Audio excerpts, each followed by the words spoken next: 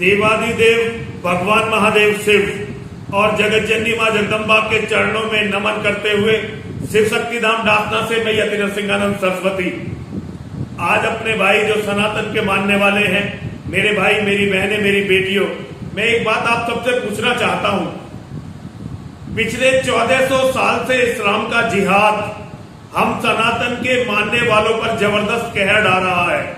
न जाने कितने मेरे बेटे अभी तक मारे जा चुके हैं, कितने मेरे भाई, कितने मेरे पिता, कितने मेरे पूर्वज, कितनी मेरी बहन बेटियों को बलात्कार के बाद मंडियों में बेचा जा चुका है। वो दिन कब आएगा जब हम हिंदू अपने स्वाभिमान को जागृत करके ये समझेंगे कि सनातन धर्म कोई सौदेबाजी की चीज नहीं है। धर्म मरने, मिटने और मिटाने की चीज होती है। यदि धर्म पर कोई बात आए तो हमें मरना, मिटना और दुश्मन को मिटा देना ये सीखना पड़ेगा। बंगाल की बात चल रही है।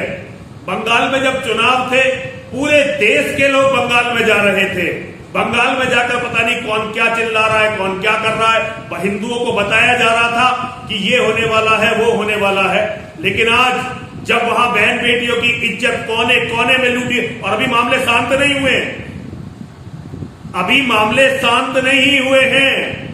रोज कोई ना कोई घटना बहुत बड़ी तादाद में वहां हो रही है, लेकिन कोई भी जा नहीं रहा है। तुम्हें क्या लगता है, आज तुम यदि अपने घरों में बैठे हुए हो और आज मुसलमान जिहादी तुम्हारे घर के बाहर नहीं है, तो क्या ये जिहाद केवल बंगाल तक रह जाएगा? कभी बंगाल के हिंदुओं ने कश्मीर के हिंदुओं के लिए आवाज नहीं लगाई, क्योंकि उन्होंने सोचा था कि कश्मीर के मुसलमान अलग होंगे, बंगाल के मुसलमान अलग होंगे। आज हम यूपी वाले सोचते हैं कि भाई जो बंगाल में हो रहा है हमारे यहां थोड़ी होना है। लेकिन मैं आपको एक बात बताना चाहता हूं, इस्लाम पूरी दुनिया में एक है, पूरी दुनिया में एक है। अपने भाइयों के लिए खड़ा होना सीखो और अपनी बेटियों के सम्मान के लिए मर मिटना सीखो। जो लोग अपनी बहन बेटियों के सम्मान के लिए मर मिट नहीं सकते, वो दुनिया में कुछ भी हो सकते हैं। वो राम के मानने वाले नहीं हो सकते, वो कृष्ण के मानने वाले नहीं हो सकते, वो परशुराम के मानने वाले नहीं हो सकते। मैं आप लोगों से अनुरोध करना चाहता हूं, सारे हिंदुओं से, खड़े हो जाइए और संकल्प लीजिए कि जो कुछ हो चुका वो बहुत हो चुका है। आगे से हम ऐसा नहीं होने देंगे और इसके लिए आपको खुद खड़ा होना पड़ेगा। आप इजराइल का उदाहरण देखिए, इजराइल के उदाहरण से समझिए आज एक एक यहूदी इसलिए सुरक्षित है क्योंकि इजराइल के लोग अपने एक व्यक्ति के लिए भी मरने, मिटने और मिटाने पर तुल जाते हैं।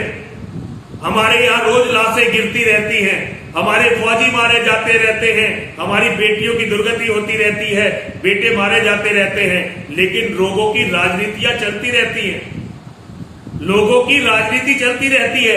हिंदुओं, आज जरूरत है कि हिंदू का हर घर अपने आप में एक इजराइल हो, क्योंकि हिंदुओं का हर घर, हिंदुओं की हर बेटी इस्लाम के जिहादियों ने चिन्हित कर रखी है, चिन्हित कर रखी है। मस्जिदों में योजनाएं बनती हैं, मदरसों से आतंकवादी तैयार होते हैं तुम्हारे बच्चों का कत्ल करने के लिए, तुम्हारी जमीनों को कब्जाने के लिए। और बेशर्म हिंदुओं, बड़ा अजीब लगा होगा जब मैं ये बात कहता हूं, लेकिन जरा ध्यान से सुनना। मुसलमान लुटेरे, ये डकैत जब भारत में आते थे तो अपने साथ बहन बेटियां लेकर नहीं आते थे, पत्नियों को लेकर नहीं आते थे। कोई लुटेरों का सरदार आता हो तो आता हो, वरना आम लुटेरा केवल घोड़े पर बैठकर आता था, तलवार हाथ में होती थी। आज इन जिहादियों के घर में जितनी भी बहन बेटियां हैं वो महिलाएं हैं जो इन्होंने हमसे छीनी है कभी ना कभी। जिन बेटियों को पैदा कर रहे हो उनके भविष्य के बारे में भी सोचना, उन्हें भी इस्लाम के जिहादी इसी तरह से छीन लेंगे, क्योंकि 1400 साल में इस्लाम के जिहादियों ने केवल यही सीखा है कि किस तरह से काफिरों को कत्ल करके उनकी संपत्ति को छीनकर उनकी बेटियों को कब्जाया जाए। जो कौम अपनी बेटियों के सम्मान और स्वाभिमान के लिए नहीं लड़ती, उसे भगवान भी नहीं बचा सकते। हिंदुओं खड़े हो जाओ, बंगाल की एक एक बेटी के लिए लड़ो, एक एक बेटे के लिए लड़ो, और लड़ो न केवल शत्रु से बल्कि अपने उन नेताओं से भी लड़ो जो तुम्हें और तुम्हारे लोगों को बचाने के लिए कुछ भी नहीं कर रहे। केवल राजनीति करने से कुछ भी हासिल नहीं होने वाला है, केवल राजनीति करने से कुछ भी हासिल नहीं होने वाला है। ये सत्ताएं बहुत देर तक नहीं रहेंगी।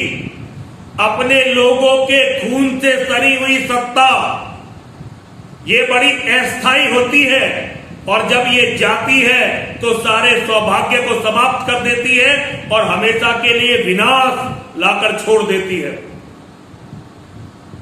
मेरा केवल इतना ही आपसे अनुरोध है, यदि आज आप किसी दूसरे के लिए नहीं लड़ रहे हैं तो ये मत उम्मीद करिए कि जब आपके साथ ये होगा तो कोई आपके लिए लड़ेगा। बस इतना समझ लीजिए तो सारी समस्याओं का हल मिल जाएगा। हर हर महादेव, हर हर महादेव, हर हर महादेव। अगर आप ये वीडियो YouTube पर देख रहे हैं तो हमारे चैनल को सब्सक्राइब करें और बेल आइकन को दबाना ना भूलें। अगर आप Facebook पर ये वीडियो देख रहे हैं तो हमारे पेज को लाइक करें।